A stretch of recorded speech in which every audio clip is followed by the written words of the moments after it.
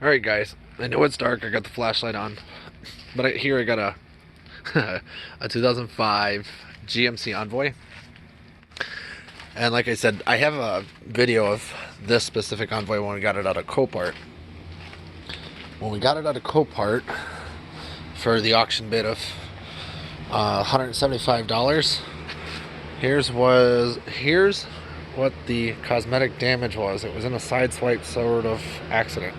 I took the mirror, it sideswiped, took the badge in here of the Envoy off, and then it did some rough damage here in the rear quarter and that door. The other thing I've done is actually I took the door seal here out of a Trailblazer. So realistically, I don't care about the damage that's happened here, and it definitely doesn't whistle in the wind driving down the road. The only thing that does whistle down the road is the air coming through that, which I'll order that. But this video, bad habit. Let me get rid of it. This video in particular has to do with when I changed the power steering cooler. Okay, I didn't even change it. I bypassed it. That thing, it was puking, and I mean puking. Finally, after I had been using it. But I'm going to give you a little explanation of what I did, how I did it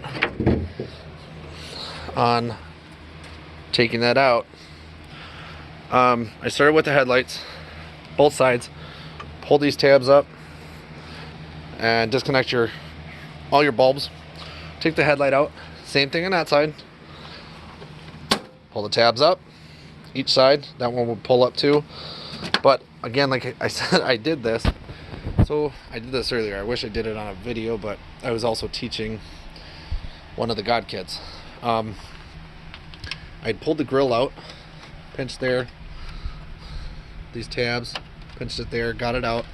The other thing that I found really odd on this one, it's something I never knew about. There's washer fluid hoses that connect, rubber hoses on the back side of this grill that would be used to, I guess, spray the headlights. But I pulled that, and then there's 3 folded tabs for this bumper. Other than the there's them push tabs on the bottom corner of the bumper. Pulled the bumper off, which gave me then full access in between here, which sits, because it was on the front facing side of the radiator, the cooler was, but it was sitting on there. Now it was leaking at the end of the line before it got into the cooler, the fins in that cooler, which I'll show you in a minute because it's in the garage. But I ended up ripping those out, unbolted with the 10mm bolts, bracket bolts, one on this side and one at the other end of it, which again I can show you the end result of that. But as I pulled that down, the 2 lines, the power steering lines that go into that cooler, I had did a bypass and took that out. Well, here in Wisconsin, you really don't need it. So I pulled those out, put a single fitting, plastic fitting in there, and just ran the hoses where it would cycle itself back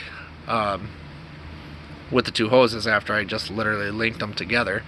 Got new clamps, not compression clamps either, but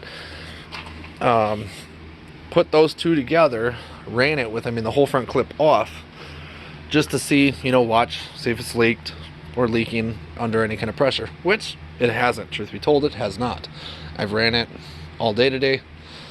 Since then, it's been doing just fine. Yeah, I topped it off. Then I also did the front brakes, which ended up, again, I couldn't video that, which was okay. Rotors are crap, but right now I can only afford the brake pads.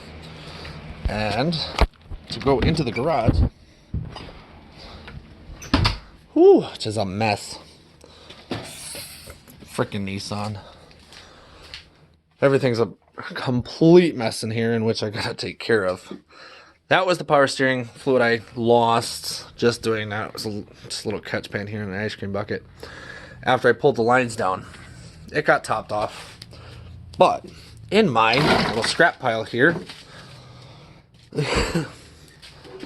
let's try to get a good picture or video of this picture. Anyways, this was the cooler that bracketed onto the 10mm bolts there, right in front of the radiator. Well, and as you can see, other than it falling apart, but it was leaking right in here before them fins. And it had been leaking for a while, but finally it just puked, and I really haven't like looked for the hole or anything, because it's really freaking nasty. But I had pulled that out, did the bypass on it. Now, I guess to explain how I did that is because I ended up buying the wrong size. Them power steering hoses were a 3/8 hose, or okay, 3/8 in the inside of that, the diameter of them hoses. But this was a 5/8 that I bought. Yeah, it was a 5/8. That was wrong, or definitely too big. But I got the two lines, and I put, like I said, the lines that came out of that, and I ended up actually taking my sawzall and just cutting them, so I actually can pull the clamps. Ended up broke one of them, so I just cut the lines to get this out of my way. Had the two rubber lines sitting out, pulled the steel, what was left of them steel lines, which actually are sitting here, but it came out of that. But I cut it, pulled it apart, that being one. Oh, well, there's the other one. Ew. It's probably a good thing I haven't showered yet. But I pulled that one out as well. So anyways, those two rubber lines, I ended up putting this bypass tube in it, and truth be told, it held. Now, like I said, the lines that are on that Envoy are 3/8, not a 5/8. O'Reilly's only carried small enough down to a 5/8. So that was a run to Ace. And onto the front brakes that were done earlier as well. I don't know if I got a video actually of the back brakes. Those were the back brakes, a little smaller. Yeah, those aren't pretty. Those were pretty thin. Now there was one side though that was like nothing was left. My point, metal on metal. Nothing left of that one that was in the rear. Throw that back in the fuck it bucket. But here was one of the outside pads on that rotor, and I can tell you it was an outside because the ones that took the most the most damage there, that they had no pad left on them, was the inner sides. So those two being the fronts that were there. Well, and this was the back of the rotor, and there was little to nothing left, despite the lines and crap in there. See, and this one wore, I guess, pretty weird, but oh yeah, okay. So it's thin on this side, and as it gets thicker here, but this also just the rotor wore down like that, and I know they're kind of warped, but with a little more time here, I can get to throw some rotors on there, and I'll probably have to throw new pads on there. God forbid they actually start doing this again. But for 20 to 30 bucks to buy me some time, I'll do it for now. But that was my fun today, and we'll see what more I get myself into.